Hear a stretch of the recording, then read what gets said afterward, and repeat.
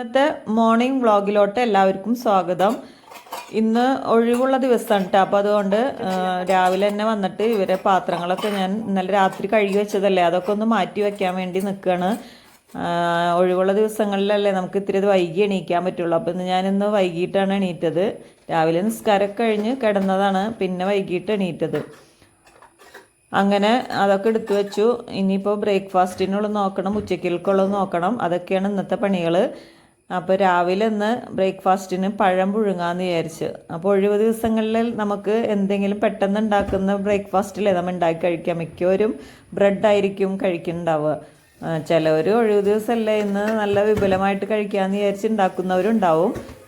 ഞാനങ്ങനെയല്ല. ഞാൻ ഒഴിവ് ദിവസങ്ങളിലാണ് എന്തെങ്കിലും പെട്ടെന്ന് തട്ടിക്കൂട്ടുന്ന ബ്രേക്ക്ഫാസ്റ്റൊക്കെ ഉണ്ടാക്കുക. അല്ലാത്ത ദിവസങ്ങളിൽ സാധാരണ എന്തായാലും നമ്മൾ അടുക്കളയിൽ ഉണ്ടാവുമല്ലോ. അപ്പോൾ അതനുസരിച്ച് എന്നുണ്ടാക്കണ പോലെ തന്നെ പുട്ടും പത്തിരിയും നൂൽപുട്ടും ഒക്കെ ഉണ്ടാക്കും. ഒഴിവ് ദിവസമാകുമ്പോൾ നമുക്ക് പതിയെ ഒന്ന് റിലാക്സ് ചെയ്തിട്ട് എന്തെങ്കിലും തട്ടിക്കൂട്ട് പണികൾ ഉണ്ടാക്കുകയുള്ളൂ. അങ്ങനെ പഴം പുഴുങ്ങാൻ ഞാൻ വെച്ചിട്ടുണ്ട്. പഴം നമ്മൾ പുഴുങ്ങുമ്പോൾ മുഴുവനോടുകൂടി കഴുകിയിട്ടല്ലേ പുഴുങ്ങാൻ വെക്കുക. അപ്പോൾ അതുപോലെ തന്നെ കഴുകിയൊക്കെ ഞാൻ പുഴുങ്ങാൻ വെച്ചിട്ടുണ്ട്. ഇനിയപ്പോൾ ഒന്ന് ചെമ്മീൻ ബിരിയാണി ഉണ്ടാക്കാമെന്ന് വിചാരിച്ചേക്കണത് കേട്ടോ. ചെമ്മീൻ നല്ല വലുപ്പമുള്ള ചെമ്മീൻ ഇന്നലെ ഞാൻ ക്ലീൻ ചെയ്തൊക്കെ മസാല പുരട്ടി വെച്ചിട്ടുണ്ട്. അപ്പോൾ അതൊന്ന് ഫ്രൈ ചെയ്യാൻ വേണ്ടിയിട്ട് ഇടുകയാണ്. ഞാനിവിടെ ചെമ്മീൻ ബിരിയാണി ഉണ്ടാക്കുമ്പോൾ ഫ്രൈ ചെയ്തിട്ടുണ്ട് എടുക്കുക ചെമ്മീൻ. വെറുതെ വേവിച്ചെടുത്തിട്ടുണ്ടെങ്കിൽ ആർക്കും ഇഷ്ടമുണ്ടാവില്ല. അപ്പോൾ ഒരു പച്ചമണമെന്നും പറഞ്ഞിട്ട് കഴിക്കാൻ ഭയങ്കര മടിയാവും. ഫ്രൈ ചെയ്ത് നമ്മൾ മസാല ഉണ്ടാക്കി നോക്കിയാൽ നല്ല ടേസ്റ്റ് തന്നെയാണ്. അതുപോലെ തന്നെ ഞാൻ ഹോട്ടലിൽ പോയാലും ഞാൻ ഫിഷൊക്കെ വാങ്ങിക്കും. ഇവിടെ ഇക്കാക്കോ മക്കൾക്കോ ഒന്നും ഫിഷ് മേടിക്കുന്നത് ഇഷ്ടമില്ല. പിന്നെ അലിബാബയിൽ പോകുമ്പോഴൊക്കെ മറ്റേ നമ്മുടെ ഗ്രിൽഡ് ഫിഷില്ലേ, അതൊക്കെ വാങ്ങിച്ചാൽ അവർ കഴിക്കും. അത് നല്ല ഫ്രഷായിട്ട് തന്നെ കിട്ടുമല്ലോ. അപ്പോൾ അങ്ങനെ കഴിക്കും. അല്ലാണ്ട് ഫിഷ് കറിയോ ഫിഷ് ഫ്രൈ ഒന്നും വാങ്ങിച്ചാലൊന്നും ഇവരൊന്നും കഴിക്കുന്നില്ല. ഞാൻ തന്നെ കഴിക്കുള്ളൂ. അപ്പോൾ ഞാൻ പ്രത്യേകിച്ച് ഞാൻ ഹോട്ടലിലൊക്കെ പോകുമ്പോൾ ഫിഷ് ഐറ്റംസാണ് കൂടുതൽ നോക്കുക. എന്താണെന്ന് വെച്ചാൽ നമ്മൾ വീട്ടിൽ ഫിഷ് ഇങ്ങനെ ചെയ്യുമ്പോൾ നമുക്ക് കഴിക്കാനൊരു മടിയാണ്. മടിയെന്ന് പറഞ്ഞാൽ നമുക്കൊരു ഇഷ്ടം തോന്നില്ല, ഒരു ടേസ്റ്റ് തോന്നില്ല. എവിടെയെങ്കിലും ചെന്ന് ഫിഷ് കറിയോ ഫിഷ് ഫ്രൈ ഒക്കെ കഴിക്കുമ്പോൾ നമുക്ക് നല്ല ഇഷ്ടം തോന്നും. എന്താണെന്ന് വെച്ചാൽ അതിൻ്റെ മണവും ഒന്നും കേൾക്കാണ്ട് നമ്മൾ കഴിക്കണതല്ലേ. അതുകൊണ്ട് ഞാനങ്ങനെ ചെയ്യാം. അപ്പോൾ രാവിലെ തന്നെ കുക്കുംബർ ഇത്തിരി അരിഞ്ഞെടുത്തിട്ടുണ്ട്. അപ്പോൾ ഞാനിതിലോട്ട് ആപ്പിൾ സിഡർ വിനെഗറും ഉപ്പുമാണ് കേട്ടോ ഒഴിച്ചു കൊടുക്കുക. അപ്പോഴത്തേനും നമ്മുടെ ചെമ്മീൻ അവിടെ ഫ്രൈ ചെയ്യൽ നടക്കുന്നുണ്ട്.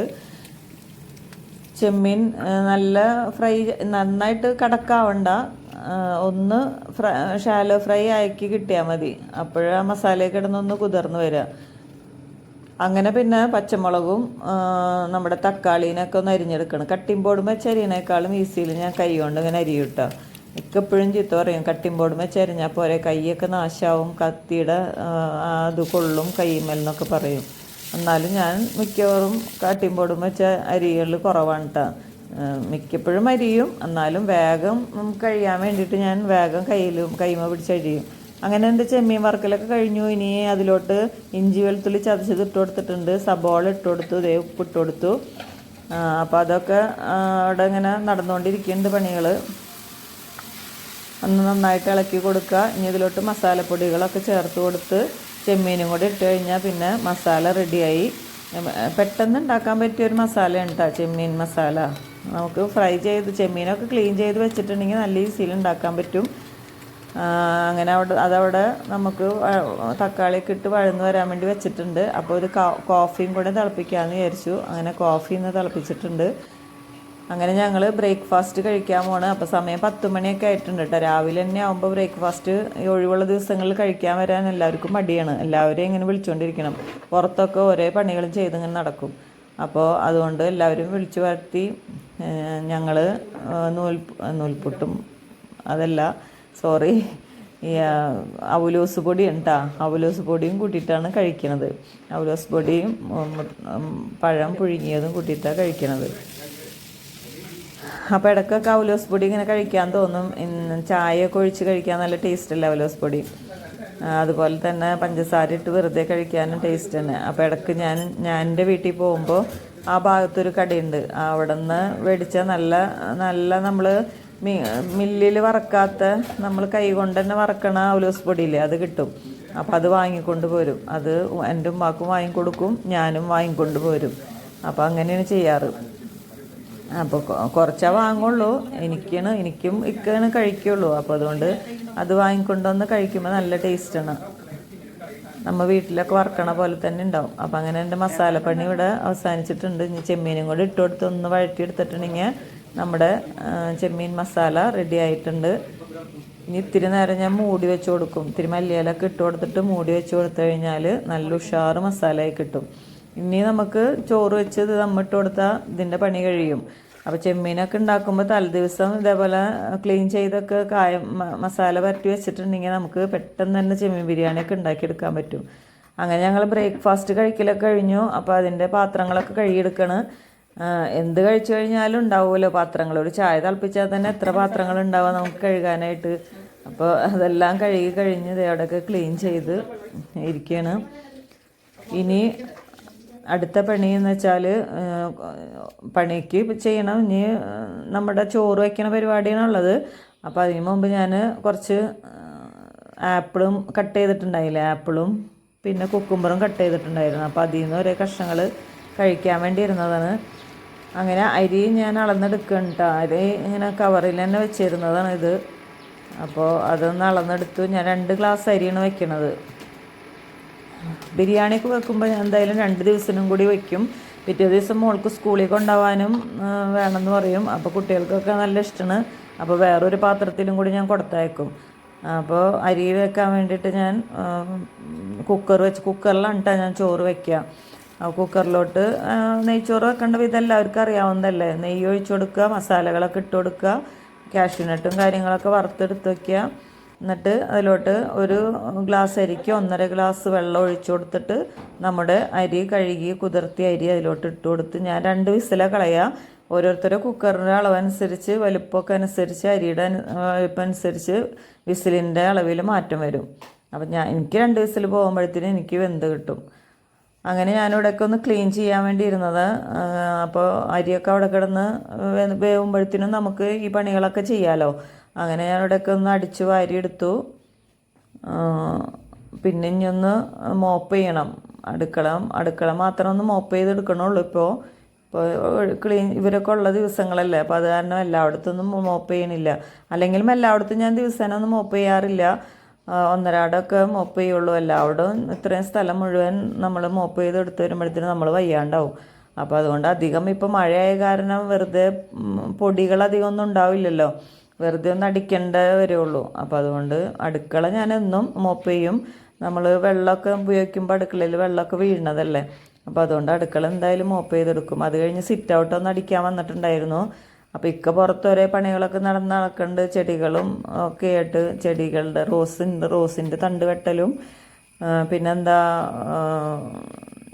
നമ്മുടെ വെണ്ടയ്ക്ക തൈയൊക്കെ കുഴിച്ചിട്ടിട്ടുണ്ട്. അപ്പോൾ അതിനൊക്കെ മണ്ണിട്ട് കൊടുക്കലൊക്കെ ആയിട്ട് നടക്കുന്നുണ്ട്. അപ്പോൾ ഇക്കാക്ക് ഇങ്ങനത്തെ പണികളൊക്കെ പുറത്ത് ചെയ്ത് നടക്കാൻ ഇഷ്ടം ഒഴിവുള്ള ദിവസങ്ങളിൽ.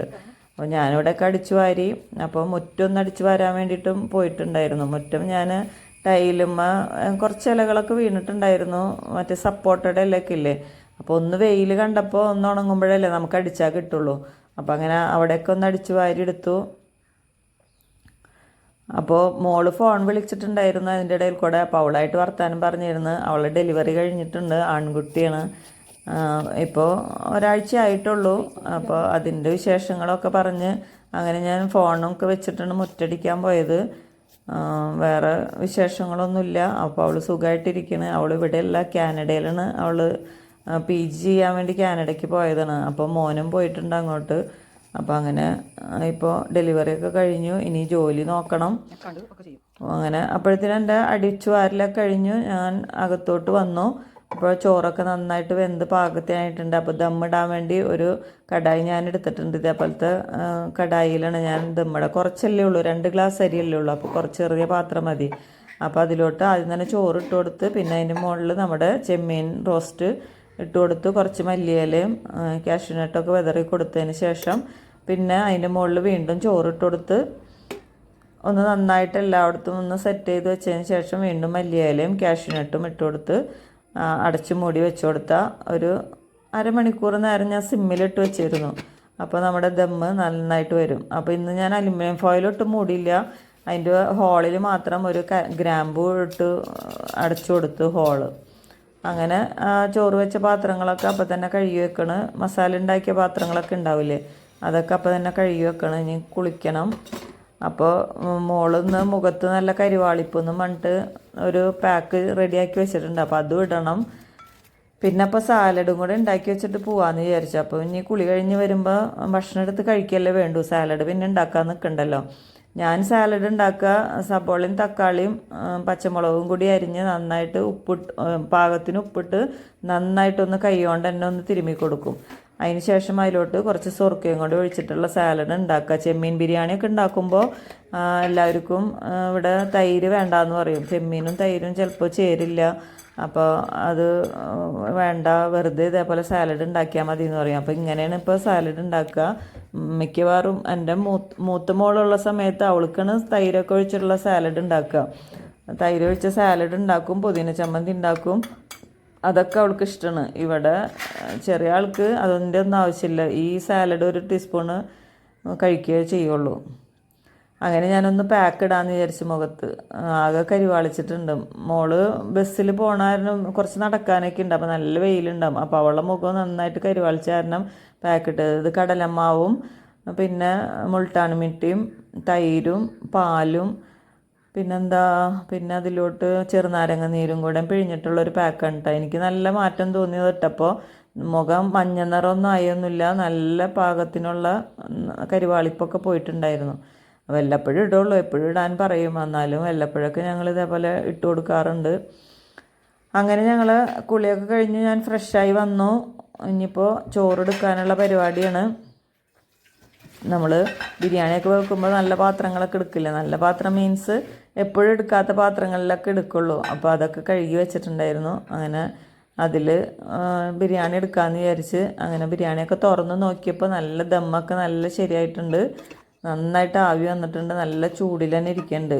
എൻ്റെ മറ്റേ ഇലക്ട്രിക് സ്റ്റൗ അല്ലേ, അത് കാരണം ആ ചൂട് നന്നായിട്ട് കുറേ നേരം ഉണ്ടാവും. ഞാനപ്പോൾ ഒരു ഭംഗിക്ക് വേണ്ടിയിട്ട് ഒരു ബൗളിലൊക്കെ ബിരിയാണി എടുത്ത് അതിലോട്ട് കമഴ്ത്തി കൊടുത്തതാണ്, പക്ഷേ അതിൻ്റെ സൈഡിൽ നിന്നൊക്കെ ഇടിഞ്ഞു പോയി. അപ്പോൾ എന്നാലും കുഴപ്പമൊന്നുമില്ല, അപ്പോൾ അത് നിങ്ങളെ കാണിച്ചു എന്നുള്ളൂ. അങ്ങനെ സാലഡും ബിരിയാണിയും ഞാൻ ഇത്തിരി കഴിക്കാമെന്ന് വിചാരിച്ചിട്ടുണ്ട്. ഇങ്ങനെ ഞായറാഴ്ച ദിവസങ്ങളിലും ഒഴിവുള്ള ദിവസങ്ങളിലൊക്കെ എൻ്റെ ഡയറ്റൊക്കെ പൊളിയാറുണ്ട്. അപ്പോൾ അങ്ങനെ ഞാനും കുറച്ച് ബിരിയാണിയും സാലഡും കൂടി കഴിക്കണം. അപ്പോൾ എല്ലാവർക്കും വീഡിയോ ഇഷ്ടമുണ്ടെന്ന് അറിയുന്നതിൽ സന്തോഷം. അപ്പോൾ നിങ്ങൾ വീഡിയോ കണ്ടു കഴിഞ്ഞാൽ ഒരു കമൻറ്റെങ്കിലും ഇടാണ്ട് പോകരുത് കേട്ടോ, എന്തെങ്കിലും ഒരു ഇമോജിയെങ്കിലും ഇട്ടോളൂ. ഇത്രയും പേര് വീഡിയോ കണ്ടിട്ട് ഒരാൾ പോലും കമൻ്റ് ഇടാതെ പോകുന്ന ചില വീഡിയോകൾ ഉണ്ടാവാറുണ്ട്. അപ്പോൾ അങ്ങനെ ആവരുത്. ലൈക്ക് ചെയ്യാനും ഷെയർ ചെയ്യാനും സബ്സ്ക്രൈബ് ചെയ്യാനും മറക്കരുത്. ഒപ്പം തന്നെ കമൻറ്റും കൂടി ഇട്ടോളൂ. ഫേസ്ബുക്കിലാണ് കാണണമെന്നുണ്ടെങ്കിൽ ഫോളോ ചെയ്യാനും മറക്കരുത്. അപ്പോൾ അങ്ങനെ എൻ്റെ ഉച്ചകലത്തെ പരിപാടികളൊക്കെ ഭക്ഷണം കഴിച്ച് കഴിഞ്ഞ് പാത്രം കഴുകലും ക്ലീനിങ്ങും ഒക്കെ കഴിഞ്ഞു. അപ്പോൾ കുറച്ച് ഈത്തപ്പഴം വാങ്ങിയിട്ടുണ്ടായിരുന്നു, അപ്പോൾ അതൊന്ന് കഴുകിയെടുത്തതാണ് ഭക്ഷണം കഴിച്ച് കഴിഞ്ഞിട്ട്. പച്ച ഈത്തപ്പഴമില്ലേ, ചവർപ്പുണ്ട് എന്നാലും വലിയ ടേസ്റ്റ് കുറവില്ല, അതുകൊണ്ട് അതും കഴുകി അവിടെ കൊണ്ടുവന്ന് വെച്ച് ഞങ്ങൾ ടി വിയും കണ്ട് കുറച്ച് നേരം ഇരുന്നു. അങ്ങനെ ഇന്നത്തെ വ്ളോഗ് ഇവിടെ അവസാനിക്കുകയാണ്. ഒരിക്കൽ കൂടി പറയുകയാണ്, എല്ലാവരും ലൈക്ക് ചെയ്യാനും ഷെയർ ചെയ്യാനും സബ്സ്ക്രൈബ് ചെയ്യാനും മറക്കരുത്. അപ്പോൾ അടുത്ത പുതിയ വീഡിയോ ഇട്ട് വരുന്നവരെയും tata bye bye, see U.